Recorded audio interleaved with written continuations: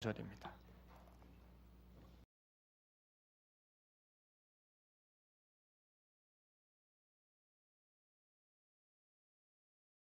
신약성경 135페이지 부분, 누가복음 22장 54절에서 65절입니다. 교독하도록 하겠습니다.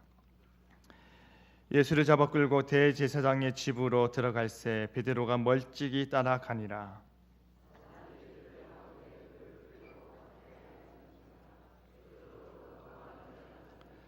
한 여종이 베드로의 불빛을 향하여 앉은 것을 보고 주목하여 이르되 이 사람도 그와 함께 있었느니라 하니,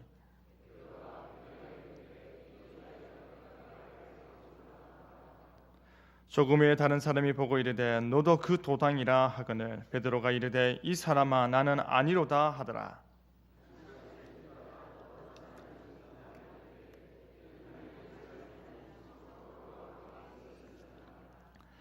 베드로가 이르되 이 사람아 나는 내가 하는 말을 알지 못하노라 하고 아직 말하고 있을 때에 닭이 곧 울더라.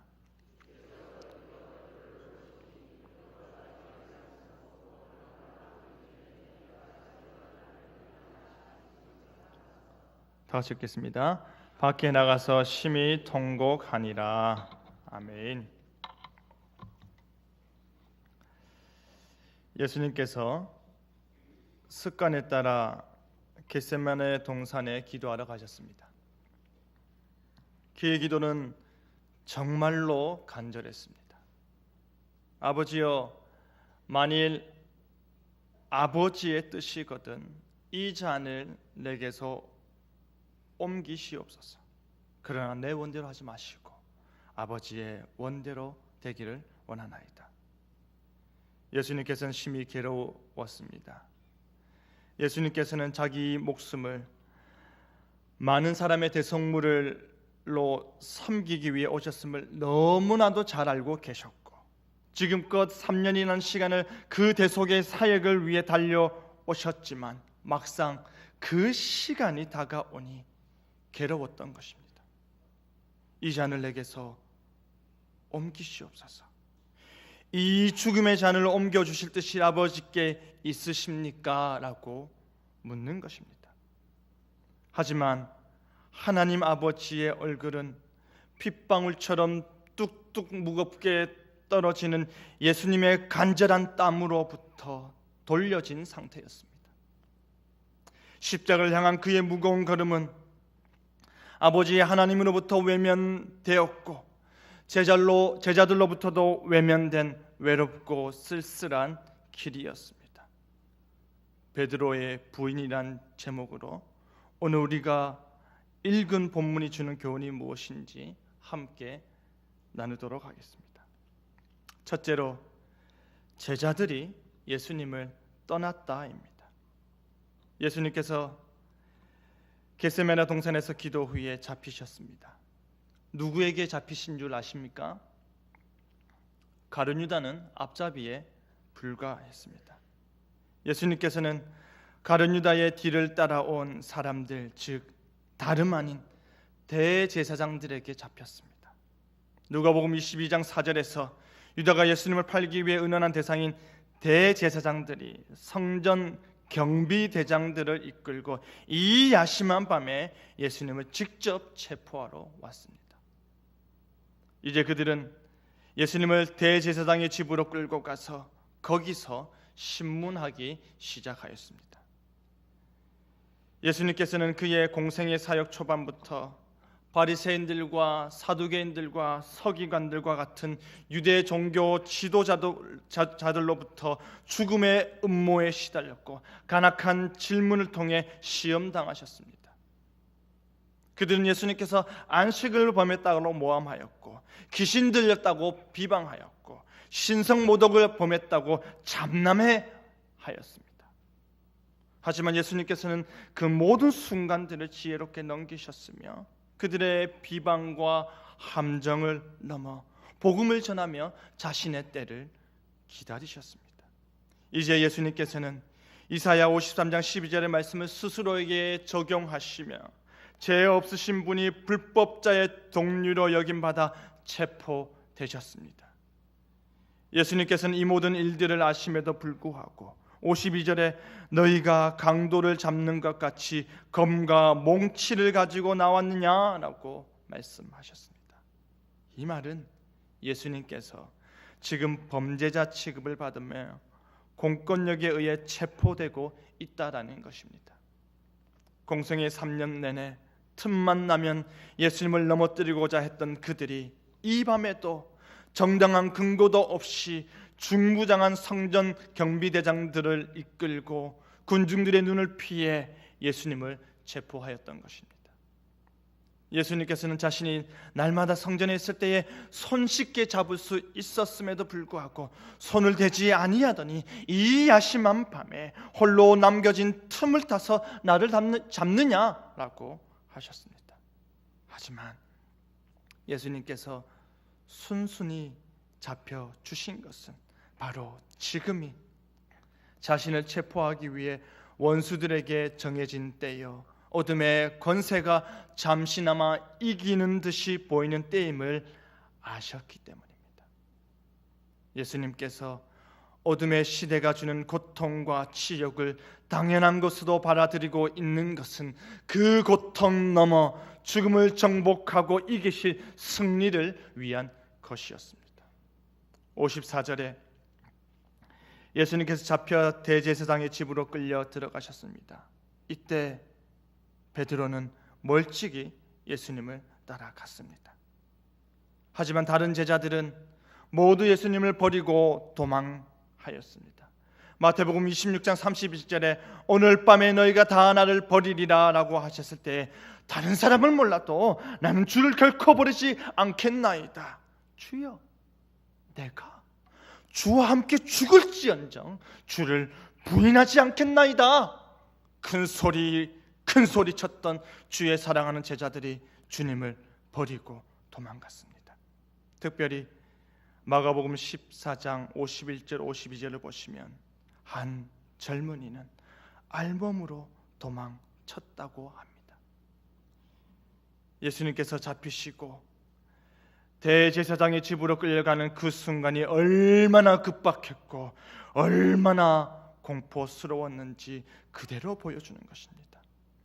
마태복음과 마가복음을 보면 베드로 역시 다른 제자들처럼 도망갔다가 다시 돌아와 멀찍이 예수님을 바라보며 그 체포하여 연행되는 것을 지켜보면서 대제사장의 집까지 뒤따라가는 비겁한 모습을 보여주고 있습니다.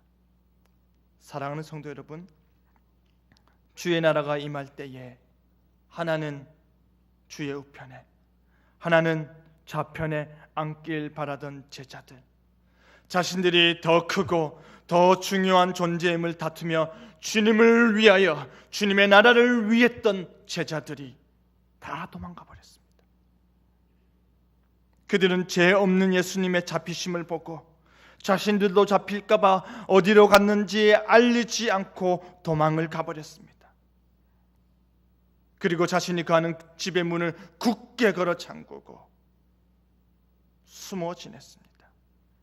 저와 여러분은 어떻습니까? 다른 사람은 몰라도 나는 주를 결코 버리지 않겠나이다. 다른 사람은 몰라도 나는 주와 죽을지언정 주를 부인하지 않겠나이다. 다른 사람은 몰라도 그렇게 말할 수 있으시겠습니까? 혹여나 괜한 고난의 아픔을 당할까 굳게 문을 닫아 놓고 숨으시는 건 아니신가요? 우리 예수님께서는 그렇게 하나님으로부터 버림을 받으셨고 그렇게 제자들로부터 버림을 받으셨던 이유는 바로 우리를 얻기 위해서임을 기억하시길 바랍니다. 우리에게 평안하느냐? 샬롬의 인사를 말씀해 주시기 위해 그가 고난당하셨음을 깊이 묵상하는 저와 여러분 되기를 간절히 바랍니다. 둘째로 베드로가 3번 부인하였다입니다. 베드로는 대제사장의 집 안뜰로 들어가 무슨 일이 일어나고 있는지 엿듣고자 했습니다. 바로 그때 대제사장의 한 요정이 사람들에게 말을 합니다. 이 요정은 불을 향해 앉아있던 베드로의 얼굴을 자세히 들여다보고서는 얼마나 확신에 찼던지 56절에 이 사람도 그와 함께 있었느니라 라고 하였습니다. 하지만 베드로는 그래?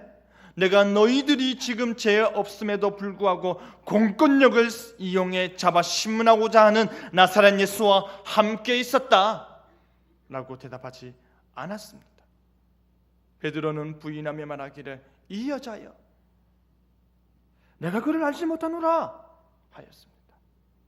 이 여자여 나는 당신이 무슨 말을 하는지 알지 못하겠고 무엇을 뜻하는지 깨닫지도 못하겠다. 굉장히 능청스럽게 그 순간을 넘어갔습니다.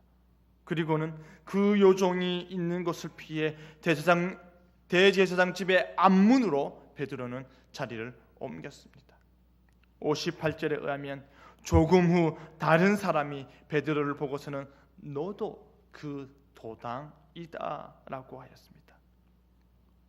두 번째 사람은 베드로를 마치 직접 신문하며 사실을 폭로하듯이 여기 이 자도 예수의 도당이다 라고 소리쳤습니다. 그러니 베드로는 다시금 부인하며 말하기를 이 사람아 나는 아니다 하였습니다. 베드로는 자신은 예수님의 가르침을 추종하는 자가 아님을 손살에 치며 거듭거듭 부인하였습니다. 59절을 보시면 그리고 나서 1시간쯤 지났다 합니다. 여종과 주변 사람들은 베드로의 완강한 부인에 한참을 갸우뚱하며 지켜보았던 것 같습니다. 하지만 그 1시간이라는 시간 동안 베드로는 불을 쬐며 주변 사람들과 이런저런 이야기를 주고받았고 예루살렘 사람들이 듣기에는 베드로의 말투가 자신들의 말투와는 달리 갈릴리 사람의 말투인 것이 분명해 보였습니다. 그래서 또 다른 사람이 이제는 장담을 하면서 말하기를 이 사람은 갈릴리 사람이니 참으로 그와 함께 있었느니라 하였습니다. 아무리 절기라 하지만 갈릴리 사람들 몰래 예수님께서 잡혔던 그 야심한 밤에 그것도 대제사장 집에 있다는 것이 충분히 의심할 여지를 주는 것입니다. 그뿐 아닙니다.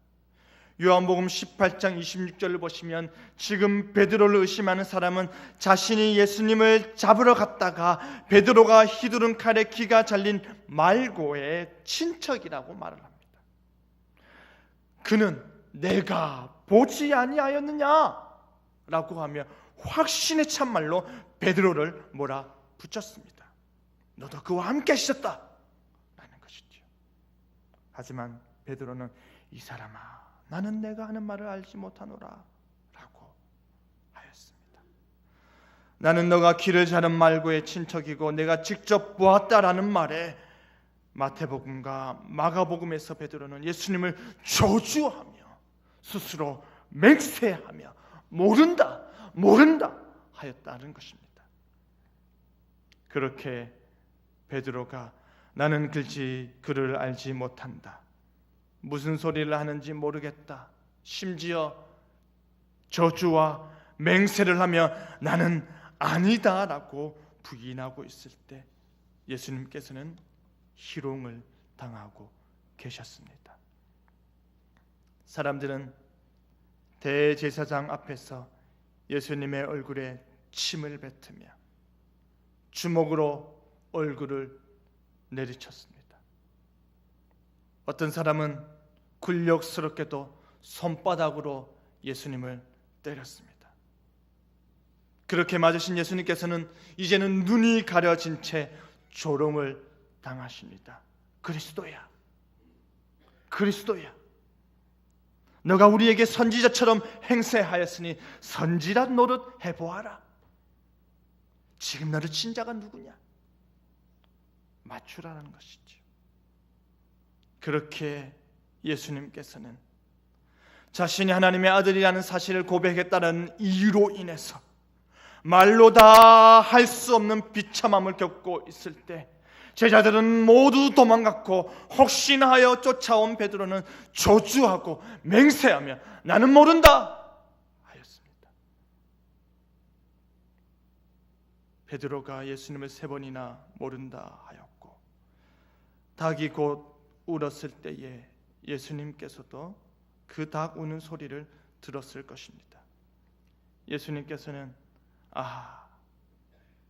닭 울음 소리가 들리는 걸 보니 내 사랑하는 제자 베드로가 나를 3번 부인하였구나 하고 생각하였을 것입니다.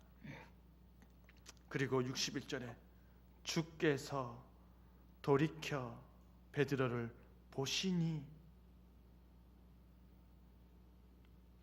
에서와 같이 예수님께서는 뚫어지게 베드로를 바라보시며 그에게 치근한 마음과 애정의 시선을 보내셨습니다. 예수님의 눈길과 마주친 베드로는 닭 우는 소리와 더불어 예수님의 말씀이 생각났고 그는 밖으로 나가 심히 통곡하였습니다. 베드로가 문 밖으로 나와 통곡했다라는 표현은 그의 통회와 참회를 더 이상 할 수 없는 극적인 표현으로 말하고 있는 것입니다. 베드로는 스스로 주는 그리스도시요 살아계신 하나님의 아들이십니다라고 고백했던 그 예수님을 3번이나 나는 모른다 부인하며 배신하였던 그 자리를 박차고 나왔습니다.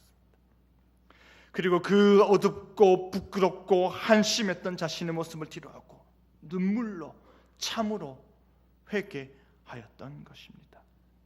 사랑하는 성도 여러분,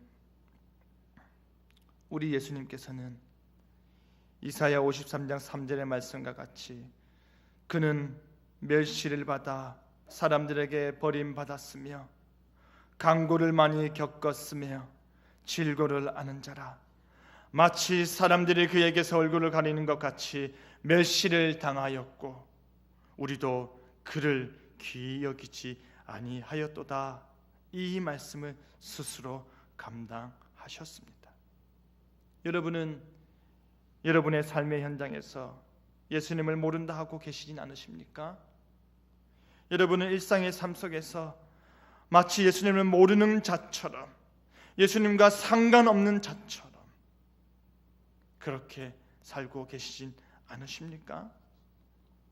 혹시 여러분은 닭이 울었는데도 불구하고 여전히 모른다 하고 계시진 않으십니까? 우리 주님께서 여러분이 모른다 하실 때 돌이켜 보고 계심을 기억하시길 바랍니다. 우리 주님께서 여러분이 그리스도인이 아닌 것처럼 살아가고 있을 때 주목하여 보고 계심을 기억하시길 바랍니다. 사랑하는 성도 여러분, 밖에 나가서 심히 통곡하였던 베드로처럼 회개하시길 바랍니다. 밖에 나가서 심히 가슴치며 울부짖었던 베드로처럼 돌이키셔서 내가 그리스도인답지 않았습니다라고 통해 자복하는 저와 여러분 되기를 간절히 바랍니다. 주여 나는 세상에서 주와 상관 있는 자로 살겠나이다. 주여 나는 세상에서 주를 믿노라라고 주를 아노라라고 떳떳하게 자랑하며 살겠나이다. 주여 나는 세상에서 그리스도인이다라고 가슴 펴고 증인의 삶을 떳떳하게 살겠나이다 라고 고백하는 저와 여러분 되기를 간절히 바랍니다. 기도하겠습니다. 이 시간 기도하실 때에 하나님, 혹시나 내가 주님을 모른다 하는 삶을 살았습니까? 용서하여 주시옵소서.